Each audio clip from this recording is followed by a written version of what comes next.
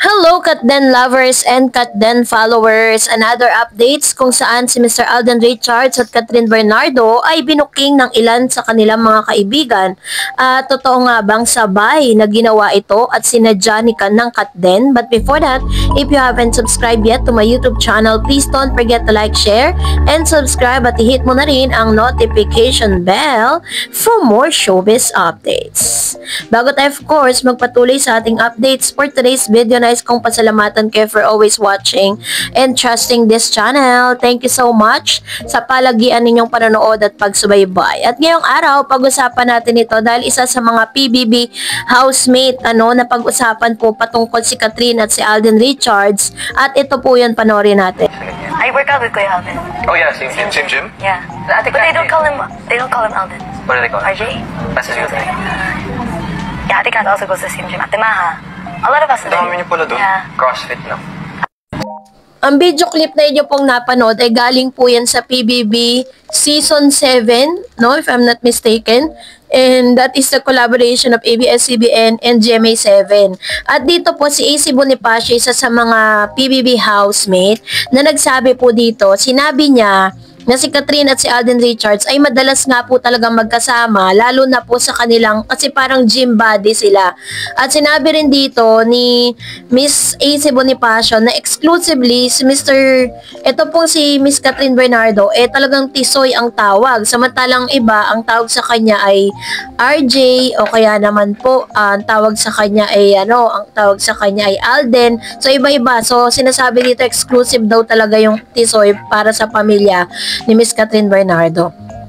And this time ito na dahil pinag-uusapan din po at nasulat po sa ilang mga online news, no, na it was posted last March 16, 2025 kung saan meron daw rambulan na gaganap between dun po sa mga fans ni Alden Richards at Catherine dahil po sinadya daw di umanong tapatan ang bawat isa, no, parang sabay nilang ginawa ito. So according po sa online news, may issue na naman ito mga fans ni Alden Richards at Catherine Bernardo dahil parehong may event ang dalawa this Sunday, second day ngayon kahapon ng Restyle Team Cuts Closet Clean Out na ginawa sa Avire Tower, Quezon City.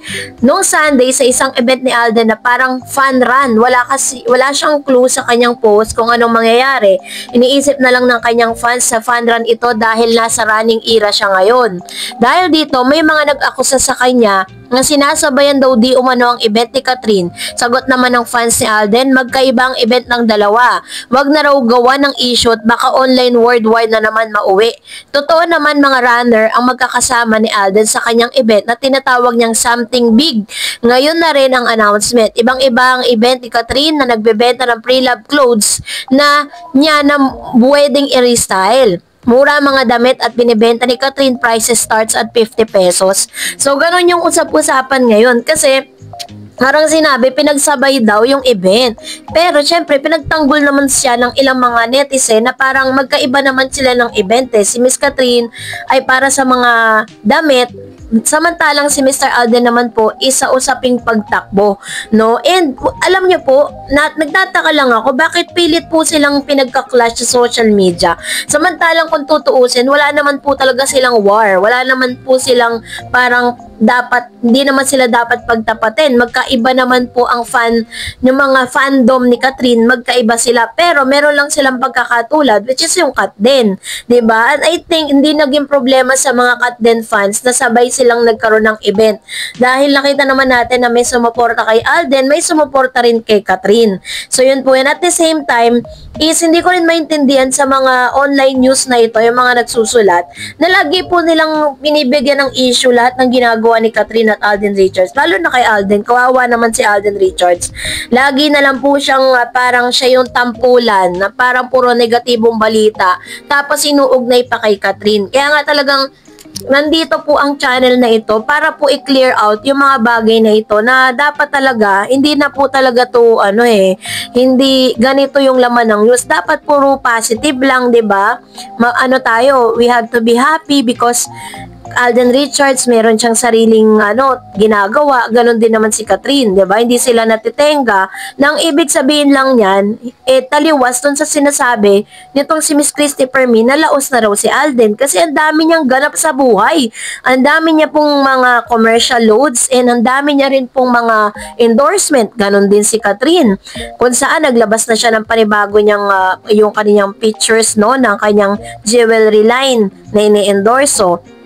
Yeah, I think isang pinaka-better dito is talagang sikat talaga sila sa kanilang henerasyon. And for that, narito naman ang ilan sa mga comments, reaction, negative reaction, positive reaction. So, basahin natin. Unahin natin ang komento mula kay Miss Nelia Bunuan. Gusto din tikman si Catherine pag pinagsawaan, ewanan. At nahahanapan naman ng iba. Ha? Sabi ni Miss Pinay Channel, totoo yan, may relasyon si Kat kay Mayor kasi kung hindi tumanggi na yan si Kat pero nanahimik na lang siya, totoo naman eh. O, diba? Sabi po na Miss Malu Santos, naglabas ng resibo si OG Diaz para patutuhan ng legit na magjowa si Mayor at Catherine.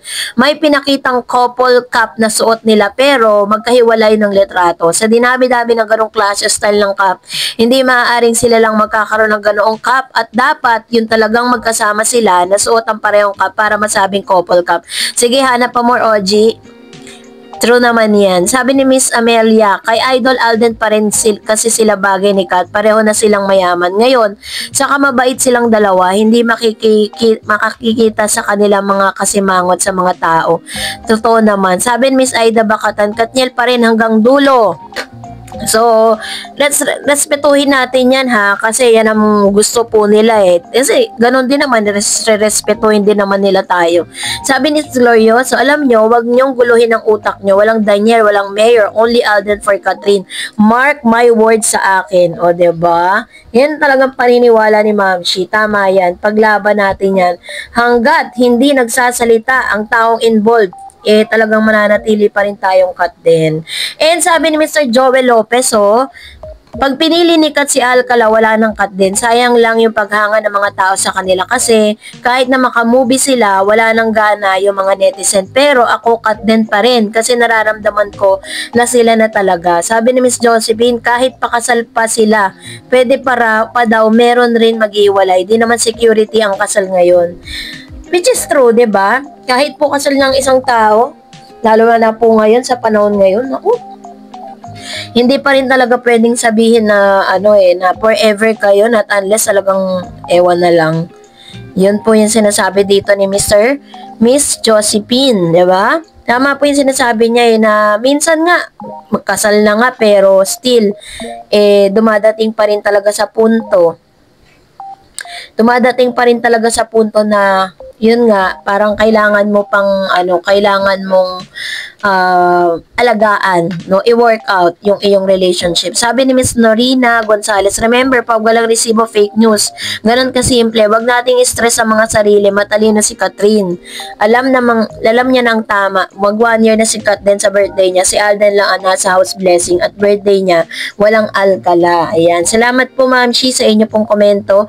And sabi ni Mr. Renatos, I new fan of Khan since HLG. Never ko nagustuhan ng yung partner niya si DJ because of her surname Padilla. Karugtong mo, manoon problema. I have found new friends si Kat and glam team gaya na lang ng Yap Sisters, si Justin Claudia at Mark Bern Garner. Doon ako naniniwala pag nagsalita ang mga yan.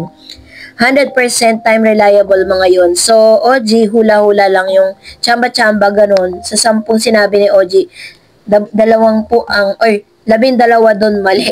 Ayan naman yung kanyang komento with regards to this. Alam mo, meron pang news na nilalabas, di ko alam saan galing na ito daw si Mark Alcala ay pinsan ng isa sa mga glam team ni Katrina, bagay na imposible. Wala pong ganon, Diyos ko po.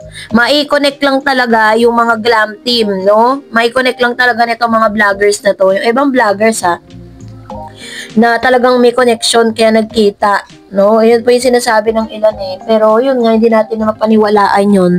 So, antayin na lang natin kung ano po ang sasabihin ni Catherine Bernardo patungkol sa bagay na yan. Sabi ni Miss Len Banting, kung kailan nagka-girlfriend si Alden, saka dumami bashers niya kasi sikat ang girlfriend niya. Sabi ni Miss Raquel, basta hashtag team panatag kat din. Ayan, totoo yan ano. Kapag talagang super sikat yung mo, ka-partner mo or na iuugnay sa'yo, talagang dadami bashers mo. Pero mas dumami din naman yung mga supporters ni Mr. Alden Richards. So, that's it for today. For more videos and updates, please don't forget to like and subscribe. And please don't forget to follow my Facebook page, Dar Eds TV. God bless everyone.